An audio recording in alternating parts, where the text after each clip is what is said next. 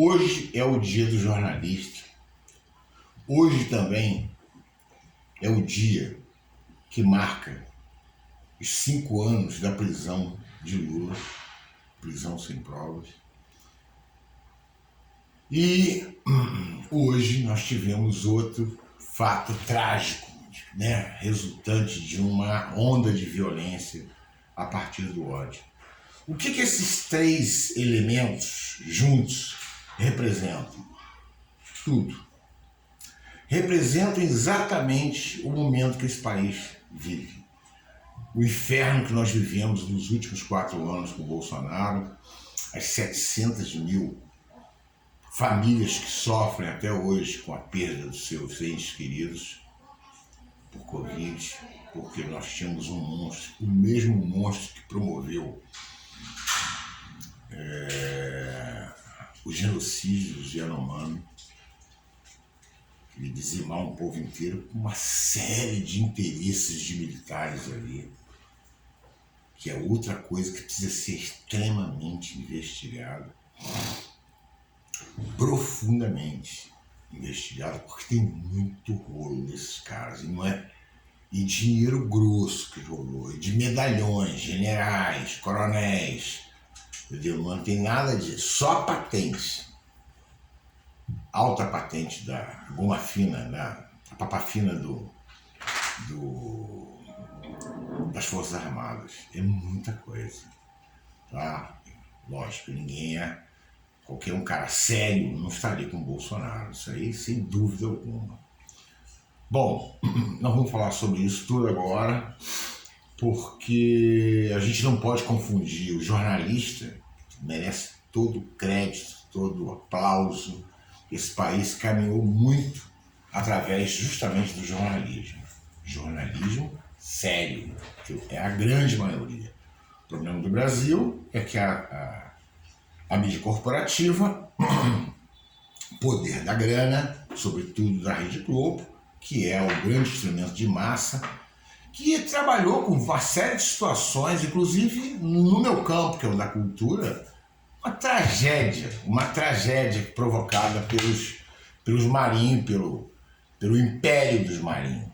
Então tudo isso, eu e a Cuiquinha, e até a Cuica aqui atrás, até o Zulu e a Juju, todo mundo junto, a gente vai falar com vocês sobre todas essas questões, que eu acho que é fundamental que a gente fale disso mais do que nunca, até porque a mídia não quer.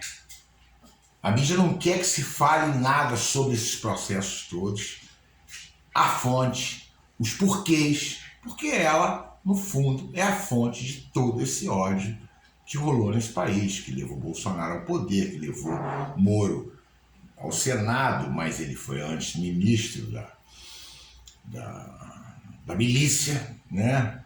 E chamado pelo Glauber perfeitamente de juiz corrupto e ladrão. Ele não reagiu, né? Tão valente, tão vigoroso, ele ficou quieto. Mas nós vamos falar sobre tudo isso. E o papel de alguns lacaios do jornalismo se entregando aos interesses de uma mídia corporativa que atende toda e qualquer ideia que venha para poder enriquecer os ricos, mais ainda, ou seja, é uma mídia que eu classifico como mídia Faria Lima, tá? Então, e nós vamos falar sobre isso. Antes, porém, eu vou pedir para que vocês, essa história de algoritmo, sinceramente, eu não sei muito como é que funciona isso. Eu acho isso uma bosta, ser bastante claro, entendeu? Mas tem essa história de não sei o que clica e roda mais, eu não sei. Entendeu? Eu já vi coach falando sobre isso, que aliás, coach está na moda, né? O coach, para mim, ele é o subproduto daquele economista neoliberal, vendedor de ilusão, né? Que é isso, cara, é ilusão, né? Eu quero falar sobre isso também, até porque um pouco eu vou falar sobre a questão do Lula, e vou falar sobre o Lula ter metido a tesoura nas privatizações, que tinha muita gente já de boca aberta esperando, né? Não só os Correios como mais 6 empresas estatais. E como eu sou de uma cidade, Volta Redonda, e vou falar um pouco do que aconteceu com a cidade e os arredores depois da privatização da CSN, que prometia a nova descoberta do Brasil, país moderno, a cidade também, essa é uma cidade de serviço, até hoje o pessoal não sabe nem o que é isso, tá? E uma das maiores rendas per capita do país caiu a um nível que hoje você tem um só subsalário aqui em Volta Redonda e, logicamente, o trabalhador é considerado subcidadão, subtrabalhador. Quer dizer, uma tragédia. Só teve uma pessoa que ganhou bem isso aí, se deu bem na privatização da CSN, o Benjamin, que é o presidente da CSN. Chega aqui, parece até aquela figura da música Geni, do Chico Buarque, chega, né? Chega aqui de helicóptero, parece até o dono do mundo, entendeu? Não tem nada a ver com Volta Redonda, acabou com tudo, escola, ligado à siderurgia, o cara não tem um gafanhoto. 30 anos depois ele virou uma lata velha, a CSN. Isso era o que o Fernando Henrique, cheio de pompa, disse, acabou o fim da era Vargas, assim, agora vamos para a modernidade, né? O Fernando Henrique é aquela mistura de Clinton com Margaret Thatcher, mais Margaret Thatcher do que Clinton, e sai repetindo frase, um monte de bobagem. Depois tem aí o vídeo aí, ele falando com o Clinton que o Brasil estava quebrado já no final do governo dele, que ele, né, o segundo mandato dele, que até uma crise da Conchinchina atingiu o Brasil. Claro, o cara deixou o país totalmente vulnerável, e o próprio Clinton disse a ele que acabou com o futuro das crianças. O Clinton, um mega neoliberal. Tá? Então, vamos lá. Eu gostaria também de pedir para vocês, né, que eles puderem dar aquele famoso joíssima aí embaixo, né, dando um like, também compartilhar. A gente precisa muito desse compartilhamento, dessas histórias do... Não, também o papo que a gente tem aqui, né? E também por causa desse negócio do algoritmo, mais pessoas podem ver. E eu, como eu disse, eu não sei como, eu sei que tem essa história. E ao mesmo tempo, aqueles que podem, qualquer valor, colaborem, porque tanto aqui, né, o Antropofagista, aqui no canal, como o blog, dependem hoje basicamente do apoio dos leitores e o pessoal que participa também. Tá? E porque é outra forma de roubo, um negócio louco, entendeu? Essa coisa da financiarização lá do blog, lá do publicidade, uma coisa que eu estou até preparando uma live para falar do tanto de absurdo que tem por trás disso tudo aí, uma exploração absurda, mas por enquanto está tocando lá, mas a gente quer tirar aquilo de lá. Então qualquer colaboração embaixo aqui tem o número do Pix, e aí vocês podem colaborar aqui pra gente, vai ser bastante proveitoso para a gente poder, que é isso que está fazendo a gente continuar o trabalho aqui. Vamos lá, gente.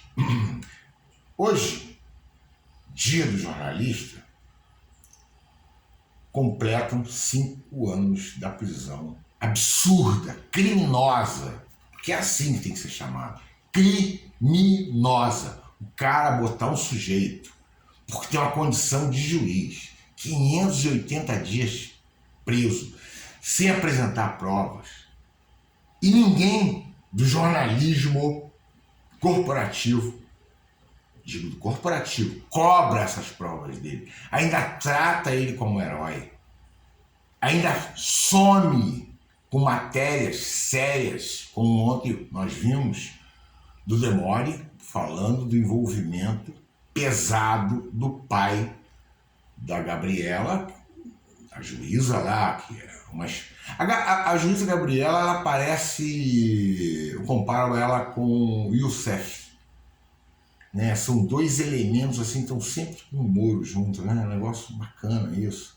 Entendeu? Aliás, o Moro, eu acho que é o único sujeito no mundo, o único juiz da história da humanidade que prendeu o mesmo doleiro 2 vezes, um no Estado e outro em outro, que o Estado, que inclusive, não tinha nada a ver para poder mexer com isso. Então, eu acho que a gente está dentro de um contexto muito, mas muito mais profundo, que a mídia justamente não deixa. Tá? Então, esse jornalismo de frete, tá? O Moro era parte de um processo. Que, aliás, a gente tem que lembrar que o Moro estava nas 2 farsas judiciais, né? Montado junto com a Globo. Ele estava na farsa do Mensalão, como assistente da Rosa Weber, e depois ele fazendo o papel de mãos limpas, sei lá. Diz ele que leu, não acredito. Nem isso eu acredito naquele camarada, porque depois que ele falou aquilo, que ele lia a biografia, o Bial perguntou qual, ele não lembrou de nenhuma. Qual que ele tinha lido pelo último, ele não lembrava. É um mentiroso, o cara é uma mentira geral. Bom, o que eu quero dizer é o seguinte. E hoje teve um ataque no hospital, um cara com faca que feriu 4 pessoas. Eu não sei nem como é que está o estado dela, estou falando feriu porque eu, sinceramente, eu não sei. Anteontem, lá em Blumenau, Santa Catarina, onde 4 crianças foram mortas e o cara, todo mundo viu que ele era um bolsonarista. Quer dizer, então, Bolsonaro sempre foi isso. Bolsonaro sempre foi esse troço. Está muito aquém de se pode chamar de ser humano. Ele é um monstro. Sempre foi assim. O problema é que ele antes era um sujeito que era mal visto até no baixo clero. Ele nem tinha relação com muita gente. Ele tinha aquelas jogadas dele, né? Esses partidos de aluguel, que ele vivia disso. Né, com os Valdemar, da Costa Neto, da vida, Roberto Jefferson, empregou o Eduardo Bolsonaro como fantasma, não pode esquecer disso também. Família de picareta, pilantra, miliciano, porra, e o cara era um baita de um assassino. Mas o ódio, mais o interesse da mídia, na entrada do posto Ipiranga, Paulo Guedes, que ia fazer a política que fez, que deixou os ricos mais ricos e produziu 33 milhões de miseráveis, tudo dentro desse pacote. Então, a gente não elogia o Bolsonaro, mas a gente vai fazer uma campanha contra o Haddad, como o Estadão fez, né? Uma escolha difícil, onde ataca o Haddad, compara o Haddad com um professor como o Bolsonaro, um monstro. Quer dizer, é um negócio maluco. O que eu quero dizer é o seguinte, que uma coisa está totalmente interligada à outra. Você tem uma campanha de ódio que começa ali na farsa do Mensalão. O que é a farsa do Mensalão? Roberto Jefferson é pego num rolo dentro dos Correios, ele consegue uma matéria com a Lopretti, que na época, Renata Lopretti, que era na época jornalista da Folha, e ali ele cria aquela fantasia de mensalão. Mensalão que ele pagava metade de mais um, sei lá, deputados todo mês, né, para poder votar com o governo. 2 furos brabos nessa história. Não apareceu o nome de um deputado. 257 deputados, não apareceu o nome de um. Alguma coisa pode ter falado um deputado, mas não em cima disso. Ele recebeu, está aqui, provou, entendeu? O Roberto Jefferson recebeu um dinheiro. Aí o pessoal do PTB disse, não, a gente não recebeu dinheiro nenhum. Ele falou, não, esse dinheiro eu fiquei para mim, nem falei nada. Tudo mentira. Tá? E falando, né, uma hora ele falou que o Zé Dirceu deu um soco na mesa, dizendo que não podia acontecer aquilo de jeito nenhum. Daqui a pouco ele fala que o Zé Dirceu é o operador do negócio. Olha, uma bagunça, o troço todo mal agendado. E para piorar, aonde Lula, que precisava também da votação, era bem mais fraco do que a Câmara, era o Senado. E lá não precisava de comprar ninguém. Isso é uma história sem pé nem cabeça. Mas a mídia conseguiu, mensalão, mensalão, mensalão, mensalão, mensalão. E tem gente que repete isso aí, sem parar nem para ver a história absurda que é isso aí. A Lava Jato segue a mesma coisa. Como eu disse ontem, Quer dizer, o sujeito é o mesmo, pelo amor de Deus, o mesmo sujeito que ficou presinho, né? O Youssef, mesmo, o mesmo doleiro de Curitiba, do Rio de Janeiro, da Petrobras. Quer dizer, aonde cabe um negócio desse? Só na cabeça de algum louco. Então, o que acontece? O que nós temos de verdade aí? É uma junção de elementos. Todos eles, mais alguns, lógico. Hoje eu estava me lembrando também que a intervenção militar, né, aquele período que inclusive acontece o assassinato da Marielle, dos militares no Rio de Janeiro, aquela intervenção, vocês devem se lembrar de gente do exército com máscara de caveira, armado, revistando mochila de criança da favela, das comunidades pobres. Vocês se lembram disso? Quem convocou aquilo? Os marinhos. A Globo fez uma matéria, não sei mais o que, um bandido passando para lá. Não resolveu nada. Não fez nada, não mudou nada. Ali estava claro que ela tinha outra intenção. Eu imagino, e aí eu estou só falando, assim, o processo da imaginação, que dias antes apareciam as faixas nas comunidades pobres do Rio, dizendo que se o Lula for preso, a favela vai descer, um negócio assim. Várias faixas dessas. Pode ser por isso, eu não sei. A gente nunca sabe o que está por trás dessa jogada toda, né? Até porque tinha muito militar também interessado nisso, num jogo pesado. O Temer não mandava em nada, ninguém votou naquele cara. Ele estava ali para fazer o trabalho sujo, cumprir o trabalho sujo. Mas o que eu quero dizer é o seguinte: todo esse ciclo de ódio que desembocou não só nisso, né? E crianças, várias crianças nas favelas atingidas, e geralmente é isso, a criança negra ou jovem negro é atingido por esse suposto confronto, entendeu? E foi ontem, né? Também parece que teve uma história de um confronto entre traficantes e morreu uma menina de 9 anos, entendeu? Quer dizer, há uma banalização da violência muito grande, mas a própria mídia banalizou. A mídia criou essa atmosfera de ódio no Brasil, tá? Um jornalismo podre, um jornalismo de esgoto,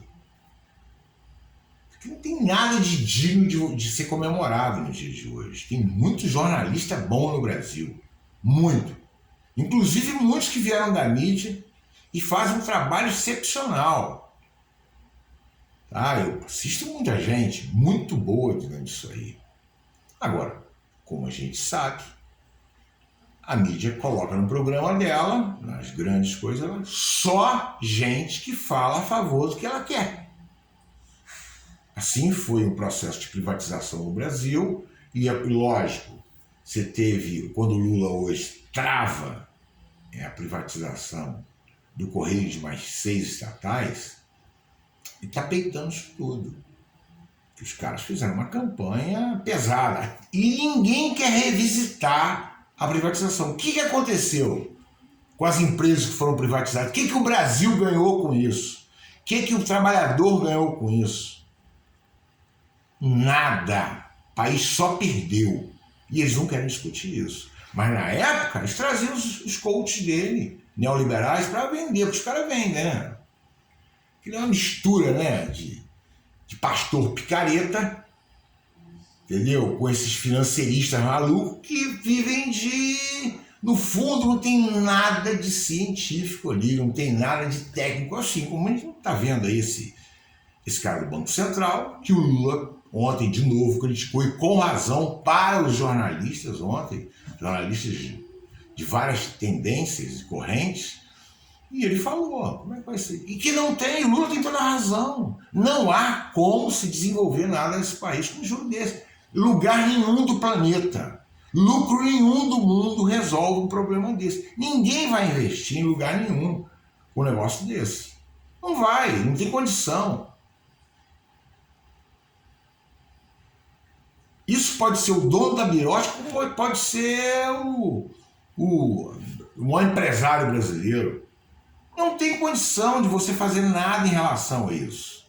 Porque acaba com uma agiotagem vergonhosa. Porque não é só o maior juro do mundo. Mas é mais do que isso.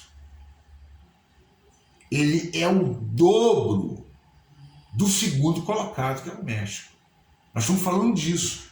Quem fica de pé dessa forma? Aí a gente pergunta, mas por que a mídia está interessada em fazer o povo pagar no crédito um valor tão caro? Por que a mídia está interessada em manter preço de combustível lá em cima, que vai ficar caro, não só o combustível, né, mas também um processo inflacionário natural, sobretudo nos alimentos, que dependem basicamente de transporte quase que diário, entendeu? Ainda mais que for na linha de hortifruti. Quer dizer, então, tudo isso somado, a gente vai vendo aquilo que o Brizola disse uma vez. Por que o doutor Roberto Marinho não concorre à presidência da República para comandar o país? Fica por trás, jogando, né, para não parecer político, jogando com o império dele para que as coisas aconteçam sempre em favor daquilo que interessa a ele. Né? Em última análise é isso. Né? Mesmo que ele está defendendo ali os interesses da Faria Lima, sim, mas pelo interesse deles. Ele ganha alguma coisa com isso, inclusive como rentista, inclusive como acionista, né? Nessa espécie de república dos acionistas e rentistas, e banqueiros, lógico. Entendeu? Então, vamos lembrar o seguinte, a prisão do Lula foi 99% mídia e 1% Moro, que é fruto da mídia. Não existiria Moro se não houvesse mídia. Mas ali a Globo martelando igual uma louca, premiando o cara antes de fazer qualquer coisa. Hoje eu não tenho coragem de falar o que o Tecla Duran falou. Some com isso. Como não falou nada da Vaza Jato, do Intercept, que desmontou toda a farsa do Moro. E mais do que isso, nunca cobrou do Moro as provas. Pô, Moro, traz a prova aqui. Falar isso no Jornal Nacional, nós pedimos várias vezes as provas que fizeram o Moro condenar o Lula a 580 dias de prisão, tirou, e os caras ainda reclamam se o Lula falar alguma coisa. E o Lula, eu estava dentro da cadeia, ficava com raiva, querendo me vingar. Porra, qual ser humano que vai ficar preso 580 dias de uma forma absurda, nem injusta não, absurda, criminosa, e não vai se revoltar? E mas por que a mídia não quer que ele se revolte contra o Moro? Porque na verdade está se revoltando contra a própria mídia, porque foi ela que criou todo esse processo. Então, gente, é um dia fundamental para a gente entender o clima de ódio que o país vive, com o aniversário de 5 anos da prisão de Lula sem prova alguma, tá? por um juiz picareta, entendeu? Vendido, que estava em 2 farsas judiciais, Mensalão e Lava Jato, tá? E, no final das contas, a própria mídia em si.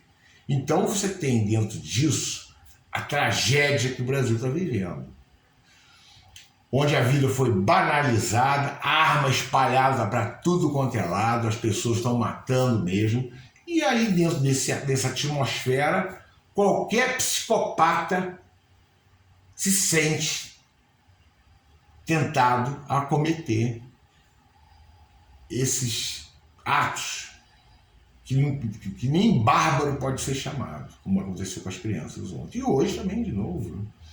Lá fui ontem com as crianças, é um negócio, eu não consegui nem ver. Eu vejo a imagem das crianças, eu tenho netos. Minha cabeça dá uma volta, ainda mais eu tenho neto, inclusive, em creche. Entendeu? Então, quer dizer, imagina a cabeça da gente como é que fica. Então eu prefiro nem ler. Detalhe assim, não quero ler nenhum. Entendeu? Porque é traumatizante demais tudo isso. Então, gente, eu paro por aqui e reitero com vocês que hoje a nossa fonte de recursos para sobrevivência no blog Antropofagista e aqui é o apoio de vocês. Embaixo que tem um Pix e ao mesmo tempo peço que vocês comentem, deem sugestão, inclusive, se temos. Que a gente pretende, inclusive, fazer outros, um ou dois comentários, porque tanta coisa acontece, entendeu? Durante o dia aqui no Brasil que a gente precisa falar mais vezes. Possivelmente eu ainda volte hoje, mais tarde, um pouco falando sobre uma outra coisa, entendeu? Talvez eu fale um pouco mais sobre essa questão da privatização, tá? Que eu acho que é um tema bastante relevante e como esse país foi jogado no buraco depois da privatização, das privatarias, né? Tá bom, gente? Então, até mais.